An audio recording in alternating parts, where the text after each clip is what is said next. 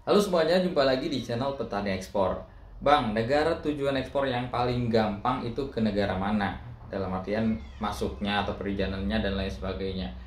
Nah teman-teman, menurut pandangan saya begini, untuk negara tujuan ekspor yang gampang, itu tergantung juga sama si pembelinya atau si buyernya gitu ya. Kadang-kadang kan ada buyer yang bertele-tele, maksudnya minta sertifikasi ini itu dan lain sebagainya gitu. Ada juga yang simple banget, asalkan produknya memang masuk ke dalam kebutuhan mereka, produknya tuh sesuai dengan spek yang mereka inginkan, biasanya bakalan gampang gitu ya. Itu juga jadi hal yang mempengaruhi barang kita bakalan mudah masuk atau enggak ke negara tersebut. Nah tetapi gini teman-teman, berdasarkan sedikit pengalaman yang saya punya gitu ya, di beberapa negara itu memang beda. Dalam artian setiap negara tuh punya regulasinya masing-masing. Dan biasanya yang agak sedikit ketat untuk menerima produk impor gitu ya, atau harus ada registrasi-registrasi tertentu untuk masuk ke negara tersebut.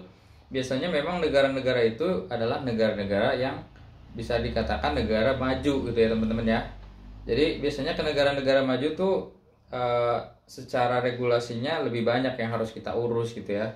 Misalkan seperti di bea cukainya ya kita harus registrasi dan lain sebagainya gitu. Ada juga yang seperti itu. Tapi ada juga meskipun di negara maju itu ada juga yang simple gitu ya. Yang penting si bayarnya mau gitu ya. Maksudnya si bayarnya tuh butuh sama produk kita gitu. Itu bakalan bisa aja terjadi. Nah, kalau untuk dikategorikan mungkin seperti di Eropa ya.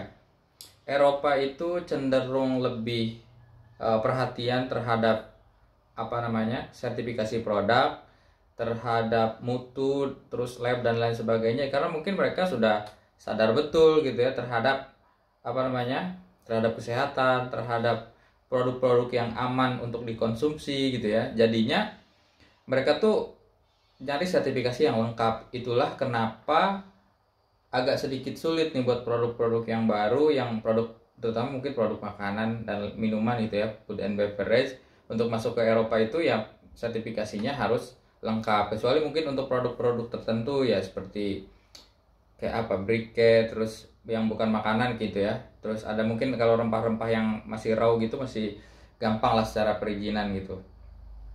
Nah itu teman-teman yang jadi salah satu pertimbangan ya. Misalkan ke Eropa itu agak susahnya karena biasanya orang yang di negara maju itu mereka cenderung cerdas dalam memilih produk, sehingga ketika produk mau masuk ke sana ya otomatis harus tersertifikasi dengan lengkap dan lain sebagainya. Terus kalau misalkan gini, kita target marketnya ke Afrika. Afrika itu mungkin lebih longgar, lebih longgarnya karena ya kita tahu sendiri ya, maksudnya Afrika juga hampir sama lah kayak Asia gitu, masih negara berkembang, bahkan mungkin ada beberapa negara yang masih di bawah kita gitu ya, seperti itu.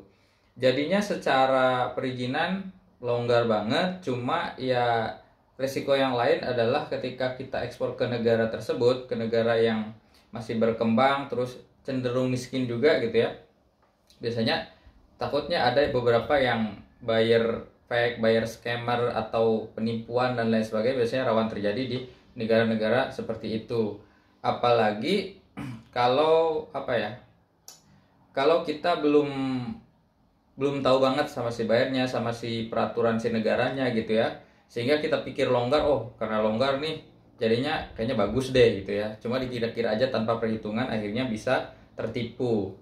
Terus biasanya kalau ke Timur Tengah itu mungkin bisa dikategorikan middle sih, maksudnya kalau Timur Tengah itu kan ada beberapa yang masuk Asia terus Afrika ya. Kalau Asia sih kebanyakan mungkin bisa dibilang standar lah untuk perizinannya ya. Untuk perizinan standar, kecuali mungkin ke beberapa negara tertentu ya, negara-negara besar atau negara maju seperti China, terus Jepang, terus Korea Selatan, itu agak sedikit sulit untuk masuk karena yaitu gitu, negaranya cenderung sudah masuk ke negara maju gitu ya.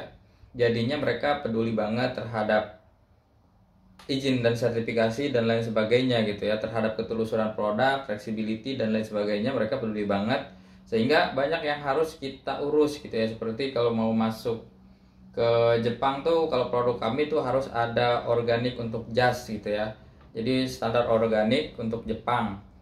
Nah, untuk produk-produk yang lain juga kalau masuk Jepang agak ketat juga gitu ya, mungkin harus melakukan uji lab di sana beberapa kali untuk bisa diterima.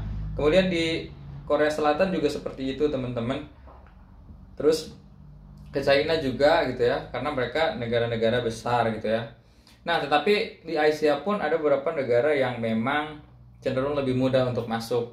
Seperti mungkin ke negara tetangga kita ya yang ada di Asia Tenggara, menurut saya itu cenderung lebih lebih mudah sih untuk masuk ya, karena secara perizinan mereka tuh nggak terlalu apa ya, nggak terlalu detail banget. Yang penting produk ini sudah terstandar di negara kita gitu. Maksudnya kalau sudah ada halal, udah ada BPOM di negara kita, kalau untuk food and beverage ya. Kalau untuk produk yang lain mungkin sama juga seperti itu gitu, tapi kurang lebihnya. Nah, kalau untuk food and beverage biasanya yang penting ada standar di Indonesia aja, halal gitu misalkan, itu bisa mereka terima gitu. Kalau untuk negara-negara di Asia Tenggara ini seperti Thailand, Vietnam, terus Malaysia, negara tetangga kita gitu, Brunei dan lain sebagainya, cenderung seperti itu karena secara kondisi ekonomi, secara perkembangan sebuah negaranya ya masih dikategorikan negara yang berkembang juga sama seperti Indonesia gitu ya. Jadi secara perizinan dan lain-lain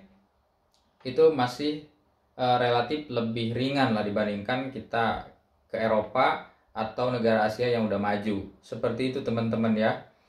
Jadi kalau untuk negara yang paling gampang itu kemana, sebetulnya ya tergantung negaranya juga gitu ya.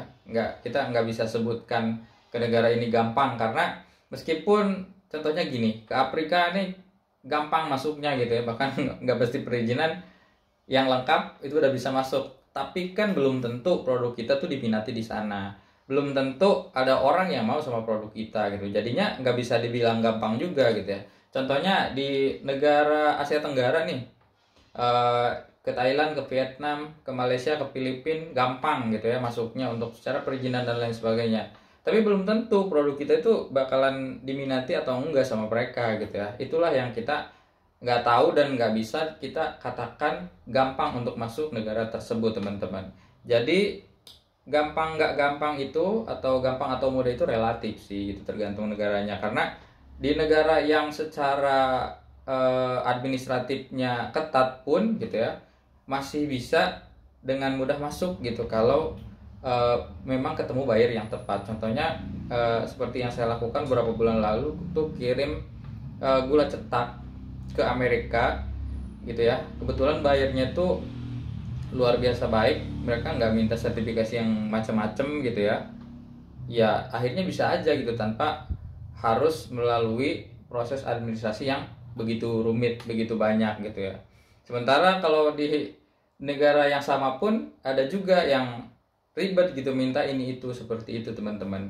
Jadi yang mempengaruhi mudah atau tidak mudahnya itu satu adalah bayarnya, terus yang kedua mungkin yaitu kategori dari negaranya, negara maju atau negara berkembang atau negara miskin dan lain sebagainya teman-teman. Seperti itu ya, itu gambaran menurut pandangan saya. Semoga ada sedikit gambaran bagi teman-teman yang bertanya untuk pertanyaan ini. Kalau ada pertanyaan-pertanyaan lain silahkan tulis di kolom komentar, atau ada pengalaman yang teman-teman mau sharing silahkan sharing di kolom komentar juga. Ini untuk gambaran teman-teman kita yang baru mau mulai ekspor. Oh ya, ada satu lagi kabar baik nih. Jadi pada fasilitator PPEJP itu dari Kemendag sedang menulis modul ya, modul untuk pelatihan ekspor yang bersedia tuh tadi info sekitar 16 orang. Nanti kita bakalan sharing-sharing nih di sini apa sih isinya gitu ya. Semoga ada manfaat yang bisa didapat oleh kita semua ya, yang baru mulai ekspor, yang baru mau belajar ekspor. Semoga bermanfaat, semoga ada manfaatnya, semoga cepat closing nih yang sekarang lagi berjual di bidang ekspor. Terima kasih, sampai jumpa di video berikutnya.